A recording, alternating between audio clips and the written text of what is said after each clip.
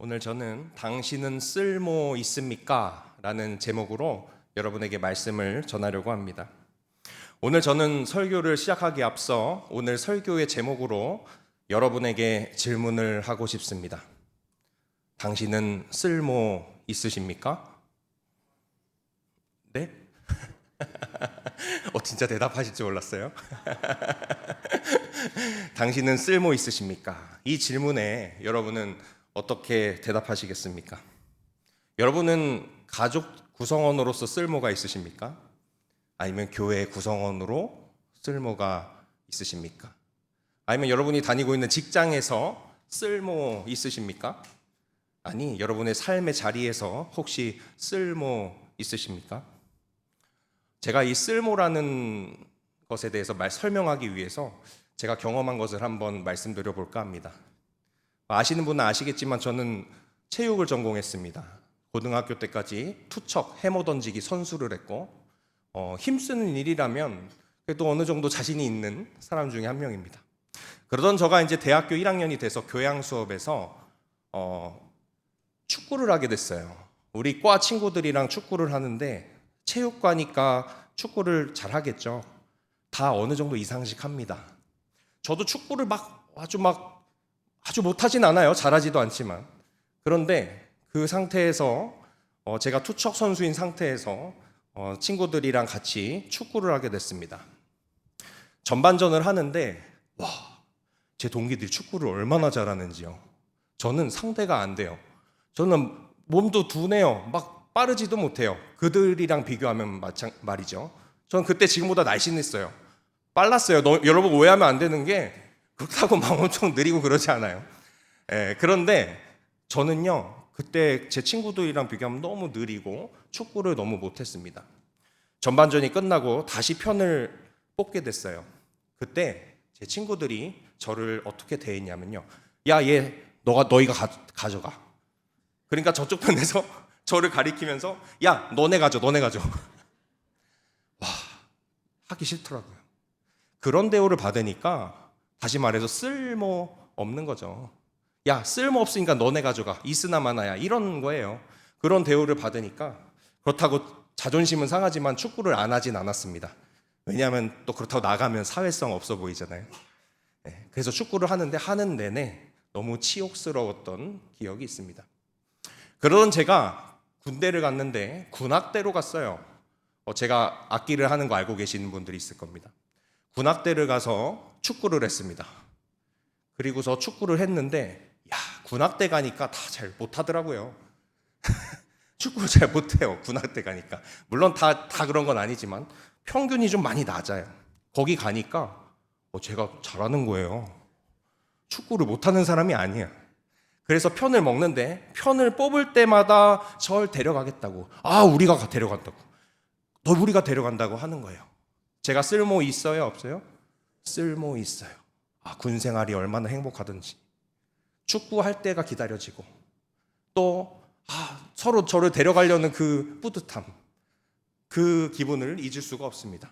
저는 그대로인데 제가 어디에 있느냐에 따라 쓸모 있기도 하고 없기도 했던 것이죠. 제가 우스갯소리처럼 말씀드린 이 경험은요, 사실 우리 사회와 별반 다를 것이 없습니다. 쓸모 있으면 환영받게 되어 있어요. 쓸모 없으면 버림당하게 되어 있습니다. 여러분은 가족들에게, 이웃들에게 얼마나 쓸모 있으십니까? 이 질문이 불편하신 분들도 있을 거예요. 왜냐하면 나는 쓸모 없기 때문이죠. 그러나 제가 이 질문을 드리는 이유는 우리가 살아가는 모든 세상 속에서 우리는 이 질문을 받으면서 살고 있습니다. 학생들 있으시죠? 학생들은 성적으로 쓸모가 판가름됩니다. 직장인은 성과로 쓸모가 판가름이 됩니다. 사업을 하시는 분들은 돈을 얼마나 버느냐로 쓸모가 판가름되기도 합니다. 그리고 저는 목사이니까 여기 계신 분들의 일부는 저 목사가 얼마나 설교를 하는가 보자, 설교를 얼마나 잘하는가로 저를 평가하고 계시는 분도 계실 겁니다. 나의 기준에 부합되면 환영받지만 그렇지 않으면 팽당하기가 일쑤입니다. 그리고 이 세상을 살아가는 우리 모두는요, 이 잣대에서 자유로운 사람이 없습니다. 아니요, 저는 그런 잣대로 사람을 판단하지 않아요 라고 자신 있게 말할 수 있는 분 잘 없으실 겁니다.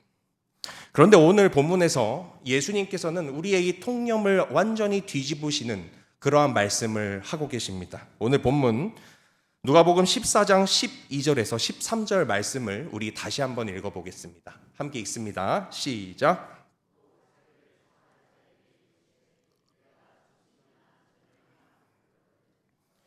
형제나 친척이나 부한 이웃을 청하지 말라.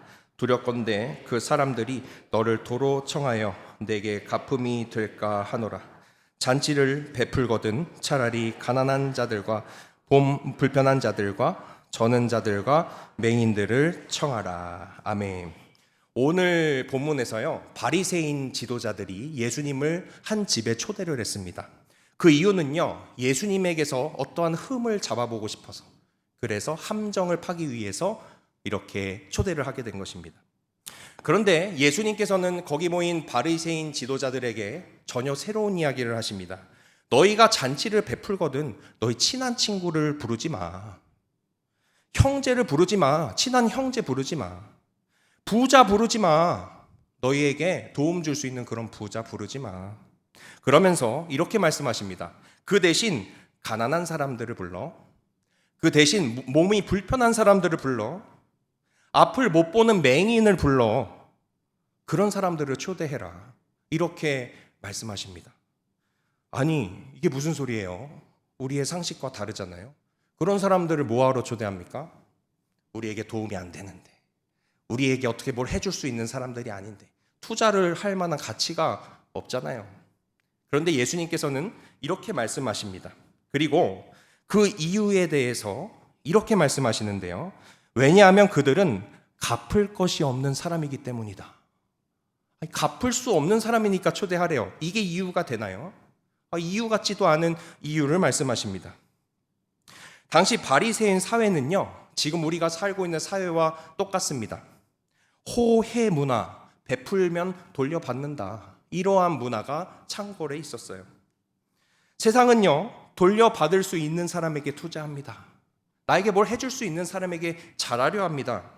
그러나 예수님께서는요, 돌려받을 수 없는 사람에게 사랑을 베풀라고 오늘 본문을 통해 저와 여러분에게 말씀하고 계십니다. 왜 그렇게 말씀하셨을까요? 그 이유에 대해서 오늘 본문 14절이 이야기하고 있는데요. 오늘 본문 14절 함께 읽어보겠습니다. 시작. 그리하면 그들이 갚을 것이 없으므로 내게 복이 되리니 이는 의인들의 부활 시에 내가 갚음을 받겠음이라 하시더라. 아멘. 이유가 있었군요. 갚아 주시겠다는 뜻이요, 이게 뭐냐면 마지막 때에, 의인들의 부활 때에, 마지막 때에 너가 그렇게 행동하면 하나님께서 내가 너를 기억하겠다. 기억할 거야. 이러한 뜻입니다. 사람에게 돌려받지 못해도 내가 널 기억할 거야. 이 말 뜻은요, 단순히 못 받는 것을 내가 갚아주겠다 이상의 것입니다. 하나님이 기억하겠다. 이 생에서의 삶도 기억하지만 마지막 때에, 의인들의 부활 때에도 내가 너를 기억하겠다. 할렐루야. 이러한 하나님의 축복을 하나님께서 약속하셨습니다. 그러니 여러분, 말씀대로 살기 위해서 좀 손해보고 사는 거 걱정하지 마시기 바랍니다. 사람에게서 받지 못한 것은 하나님께서 반드시 기억하신다고, 갚아주신다고 오늘 본문에서 말씀하고 계십니다. 그러므로 예수님의 말씀대로 기꺼이 손해 좀 보고 사는 저와 여러분 되시기를 주님의 이름으로 축원합니다. 그래서 우리는 아무도 알아주지 않아도 베풀 수 있어요. 감사의 인사를 받지 못해도 괜찮아요. 하나님이 기억하시니까. 감사 인사 못한 사람 많잖아요. 전 잘하는데. 저도 깜빡할 때도 있습니다. 죄송합니다. 그런데 하려고 애쓰고 있죠. 여러분도 애쓰고 있는 줄 압니다. 손해를 봐도 베풀 수 있습니다. 할렐루야. 손해 봐도 베풀 수 있어요. 하나님이 기억하시니까. 예수님께서 또 이런 말씀을 하셨습니다. 마태복음 5장 46절에서 47절 우리 함께 읽어보겠습니다. 함께 읽습니다. 시작. 너희가 너희를 사랑하는 자를 사랑하면 무슨 상이 있으리요? 세리도 이같이 아니하느냐? 또 너희가 너희 형제에게만 무난하면 남보다 더하는 것이 무엇이냐? 이방인들도 이같이 아니하느냐? 아멘. 세상 사람들도요, 자기 편에겐 잘해요. 친한 사람 잘 챙기고요, 도움이 되는 사람 챙기지 말라 그래도 잘 챙깁니다. 그런데요, 오늘 예수님께서는 저와 여러분에게 한 단계 더 나아가라고 말씀하고 계십니다. 나에게 아무것도 돌려줄 수 없는 사람, 어떠한 사람이 있죠? 아픈 사람, 어린아이들, 내 부하 직원, 내 아랫사람, 더 나아가서 세상이 외면한 사람,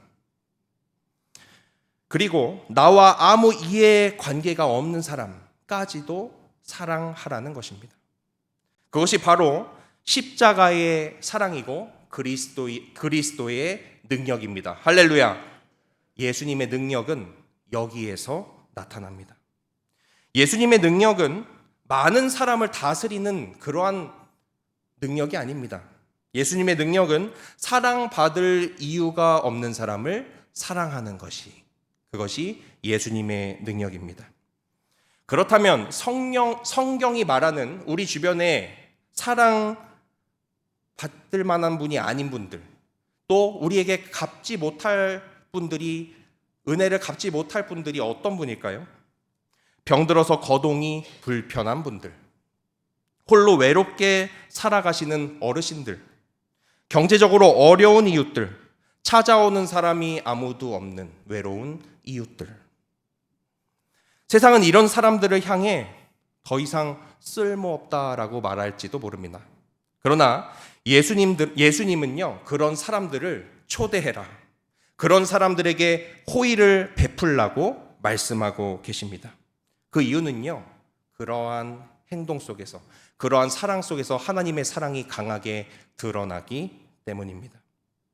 그래서 저는 오늘 이렇게 말씀드리고 싶습니다. 사랑하는 성도 여러분, 나에게 아무 유익이 되지 않는 사람에게 시간을 내시기 바랍니다. 밥 한 끼를 사 주시기 바랍니다. 손을 잡아주시고 먼저 말을 걸어 보시기 바랍니다.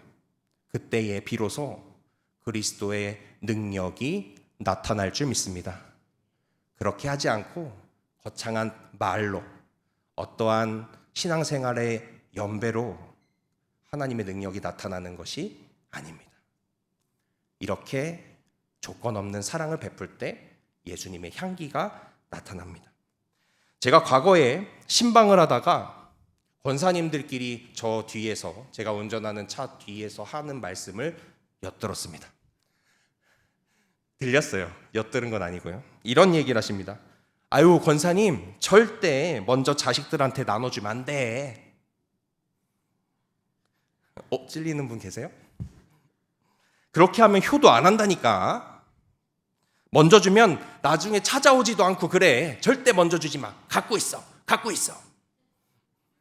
그렇게 그렇게 너무 제가 엿들을 필요도 없게 큰 소리로 말씀하시는 걸 들었습니다. 이것이 현실인가 봅니다. 혹시 부모님이 이제는 여러분을 돌보는 분이 아니라 이제 여러분의 보호를 받아야 되는 분이 되셨습니까? 예수님의 말씀대로 주 안에서 부모님을 공경하시기를 주님의 이름으로 축원합니다. 그것이 하나님께 내가 받은 사랑을 흘려보내는 길입니다. 부모님이 현재 나에게 도움이 되든 안 되든 주 안에서 부모님을 끝까지 섬기시기를 주님의 이름으로 축원합니다. 주 안에서 말이죠. 주 안에서. 세상은 쓸모를 보고 사람을 평가합니다. 안타깝게도 심지어 부모에게도 그렇게 하는 것 같습니다. 그러나 예수님은 사랑으로 사람의 가치를 회복시키셨습니다. 그리고 그리스도인은요, 그 사랑을 흘려보내는 사람입니다. 마찬가지로 예수님을 따르는 저와 여러분은 사랑함으로 세상이 잃어버린 한 사람의 가치, 세상이 잃어버린 한 사람의 가치를 회복시키는 사람입니다. 우리가 조건 없이 사랑해 줄 때 그 가치가 회복될 것입니다. 십자가는요, 계산하지 않는 사랑이 얼마나 큰 능력인지를 우리에게 보여주는 증거가 되었습니다. 제가 전한 하나님의 말씀에 동의하신다면 마지막으로 우리 함께 고백해 볼까요? 그리스도인의 능력은 사랑하는 능력입니다. 한 번 더 고백하겠습니다. 그리스도인의 능력은 사랑하는 능력입니다. 세상은 어제도 오늘도 앞으로도 저와 여러분에게 물어볼 것입니다. 당신은 쓸모 있습니까? 그러나 하나님은 여러분의 쓸모를 보지 않으시고 그냥 사랑하십니다. 이것이 위로가 되시기를 예수님의 이름으로 축복합니다. 그리고 우리에게 말씀하십니다. 너도 그렇게 사랑하고 살아라. 너도 그렇게 살아라. 이번 한 주간 나에게 도움이 되는 사람을 찾기보다 아무것도 돌려줄 수 없는 사람에게 먼저 다가가시기를 주님의 이름으로 축원합니다. 그렇게 하실 분만 아멘 하시기 바랍니다. 다시요. 그렇게 하실 분만 아멘 하시기 바랍니다. 다 하신 것 같아요. 하나님의 조건 없는 사랑을 받은 우리가 이제 세상이 외면한 한 사람을 품을 때 그 사람에게서 하나님의 일이 일어날 줄 믿습니다. 그 계산하지 않은 사랑으로 복음을 전하며 사는 복된 인생 사시기를 주님의 이름으로 축원합니다.